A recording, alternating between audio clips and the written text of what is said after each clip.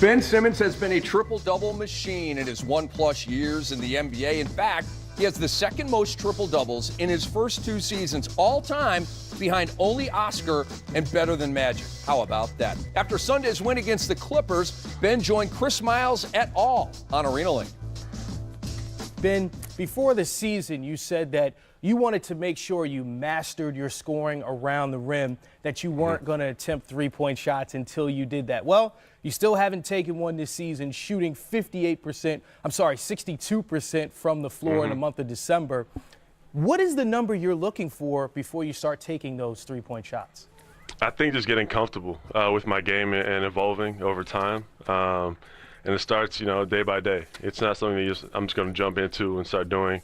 I'm going to get there over time. I've been working every day, working hard and getting everything right and trying to get better and just trying to lead this team. Joel Embiid has talked about how soccer contributed to his ability to move as a big man in this league and move well. Obviously, at your size, your ability 6'10", handle the ball, see the floor, move up and down the court like a guard. What do you think contributed to your ability to be able to do that? I have no idea. I think maybe playing Australian football, I have no idea. I think just as a kid, my dad used to tell me to dribble the ball. And being a 6'10", point guard, point forward, whatever you call it, has its advantages, as you can see. But, I've always been comfortable doing that ever since I was a kid. Hey, Ben, first, I want to congratulate you and commend you on the fact that you didn't allow the game to pressure you to try to do things that you don't do well at this stage. And you understood who you are as a player. And right now, your best way to impact the game is by dominating the paint. So, but knowing that, did you feel any pressure when you came into the league that maybe you had to think about trying to add that to your repertoire? Or were you always comfortable in knowing, you know what, I'll get to that at some point. Let me establish who I am, my identity as a player now, and worry about that later? For me, it was kind of tough towards the end of the season. I'd hear all these things about shooting the ball, things like that. But for me, I took a step back and looked at, what I was averaging, how our team went, how my first season went. And I think we went very well. I think my season that I played was pretty, if you look at the accolades and stats that I had as an individual player, they were great. And I know I'm going to get to that level. It takes a lot of time, work, dedication, all of that. But for me, I think it's just playing the game, having fun, and trying to evolve and not worrying about the outside noise. And we have footage of you. I know you work on the three-point shot, and you're going to continue to put the time in there. But again, to your point, most young players, they tend to focus on their weakness and play to their weakness. You were unique in that regard, in my estimation, by coming in and understanding why you were the first pick. They didn't draft you to shoot threes. You weren't the first pick because of that. You were the first pick because of all those other attributes that your game has displayed over this year and a half that you've been playing the game. So from a coaching standpoint, your coaching staff, do they talk to you about that aspect of it, or do they want you to continue to be who you are and grow in that area? Because you can still improve, even though you've got gaudy numbers, there's still a lot of areas that you can improve in that I'm sure you realize what happened to you guys in the postseason last year. 100%. I think it comes down to just time. This is my second year playing. So for me, I'm not, forcing anything. It's going to happen over time. I'm going to continue to get better. Coaches do want me to take more shots. And I think, that's one of the things that I've always looked at as, I don't want to be the selfish guy on my team, but I understand, if it's going to help the team get better, then I'm willing to do that. And yeah, I think, the way our team plays is we love to share the ball and make the right plays, and I'm always, that guy who wants to make the right play. Great stuff right there with Ben Simmons. Okay, he just said the coaches say they want him to shoot more. Is that a good idea? Yeah, shoot your shot. I mean, because people are so caught up in his shot being the way it is, that I think he finally answered the question. Let him do it in his time. All of a sudden, we're supposed to put him in the gym, Sekou, over one summer, he's supposed to come back. Paradise. Yes, but it doesn't happen over in one summer, though. I need more than one summer to get him in Shooter's Paradise to fix that shot. and having fun with it, I've already talked to Ben about this. So what Ben is like so funny, you know how you and I are Magic Johnson fans to the... Favorite of all time. All time, right? There was a quote, you might remember this quote. When I was in college, I said, if Magic Johnson had my jump shot, he'd be unstoppable, right? It was a quote that went viral, and Magic and I always talked about it. And then as the year went on, Magic's push shot went from a shot put At the end of his career, he started making threes, and then all of a sudden we stopped talking about his shot. That's kind of what I've been telling Ben. Do what you do best, keep dominating, and on your days off, continue to work on your shot. It doesn't have to be fixed overnight. It needs to be fixed gradually. Jason Kidd. Another shot put. That shot would go, phew. J. Kidd, get that ball up a little bit. 18 years later, he's top 5 in most threes made in the NBA. So, Ben, you finally answered the question. You've answered the question with confidence now, and not like, oh, my God, they're going to answer another shooting question. No, answer the question, tell them what it is, and tell them you have a plan on how to fix it. Love the way you answered the interview. Yeah, look, I think we get too deep in the weeds with these young point guards. I saw us do this, and when I say us, I mean the collective media that covers this league. Did we not dissect Russell Westbrook's game to the nth degree early in his career? About People said it was a bad pick at the time. Exactly, whether or not he was a real point guard, as if there was some, mold that you have to fit into in today's game. This is another one of those instances where if we spend too much time worrying about what Ben Simmons doesn't do, you overlook and miss the qualities that he does bring. He is a jumbo version of a young Russell Westbrook, if you ask me. Good call. And spending all your time worrying about his shot is just it's wasted time when you're talking about a guy who can affect the game in so many other ways.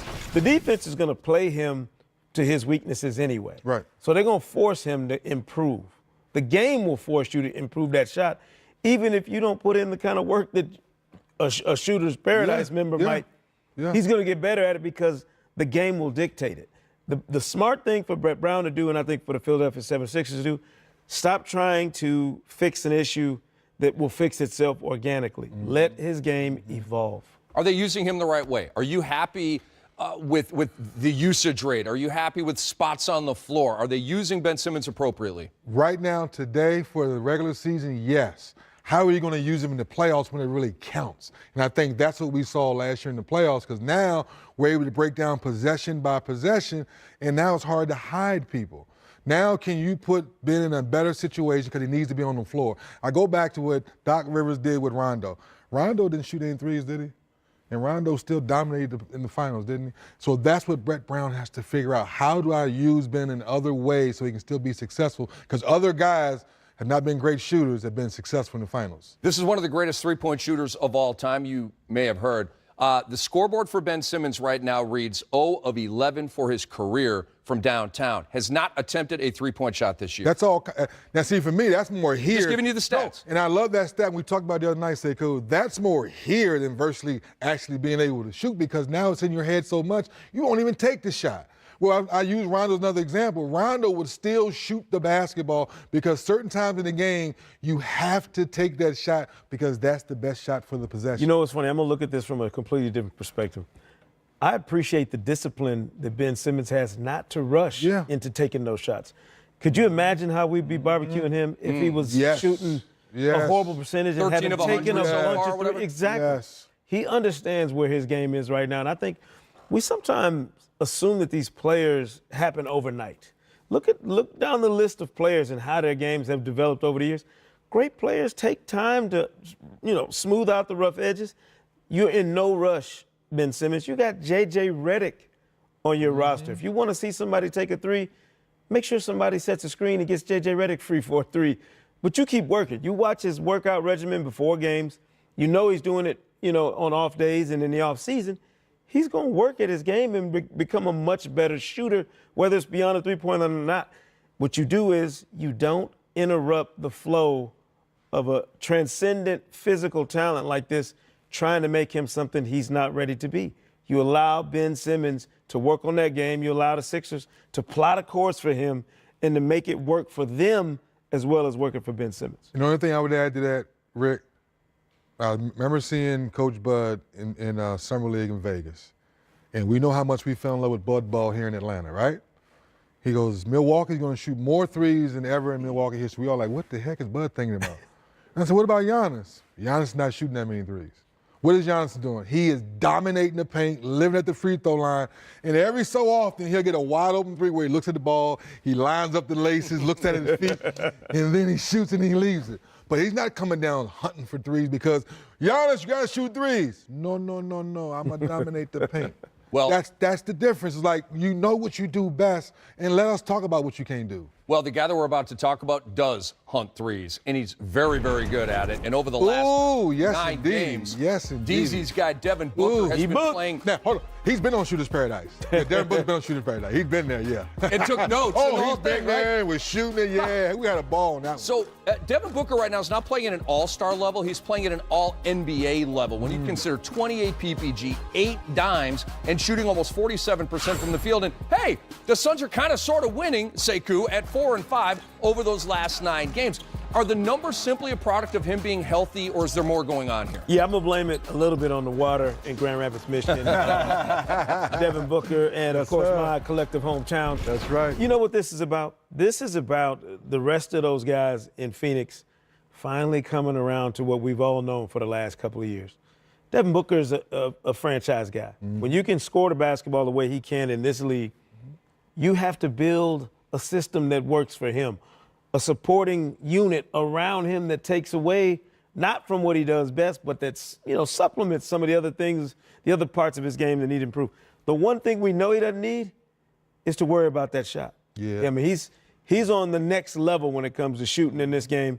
And for me, these numbers, Rick, are really about the rest of those guys on that roster understanding what they have in Devin Booker and playing into that collective strength that they have with him as the catalyst. The only thing that worries me, Rick, I hope Phoenix doesn't mess this up because they finally got it right. They got a quality person. I'm going to say it again. They got a quality person, and they got a quality player, and he puts in the work. Now, can the big fella kind of follow his leadership? You got Warren. Are you going to keep him? We know he's a bucket getter. Now it's all about now you got some good quality pieces. Now you're bringing Oubre. So now you're bringing in some pieces that complement what Devin brings to the table. And Sekou hit around here. That water in Grand Rapids, Michigan must be good because he's healthy. He's healthy this year, and that's why he's playing another level. Because I was a little concerned at first.